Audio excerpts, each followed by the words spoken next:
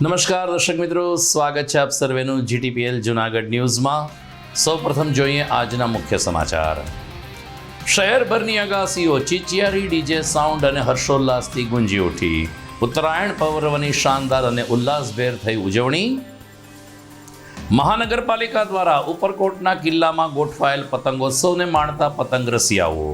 સામાન્ય રીતે રાજકારણમાં પેચ લડાવવામાં એક્સપર્ટ રાજકીય આગેવાનોએ નિર્દોષ માહોલમાં ઉડાવ્યા પતંગ।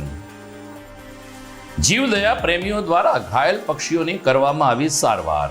દિવસભરમાં આશરે 70થી વધુ પક્ષીઓનું જીવન બચાવતા સેવાભાવી યુવાનો। મકર સંક્રાંતિ નિમિત્તે સિનિયર સિટીઝન મંડળે યોજી મમરાના લાડુ ખાવાની સ્પર્ધા। 60 વટાવી ચૂકેલ ભાઈઓ બહેનો 12થી વધુ લાડુ આરોગી ગયા। અને ગરીબોને રાશન કીટ અને ગાયોને ઘૂઘરી લાડુની સામગ્રી આપીને દાન પુણ્યનો મહિમા ઉજાગર કરી સૂર્યના મકર રાશિના પ્રવેશને આવકારતા ધર્મપ્રેમી ભાવકો। આ તમામ સમાચાર આપણે વિસ્તારથી જોઈએ તે પહેલા લઈએ એક બ્રેક।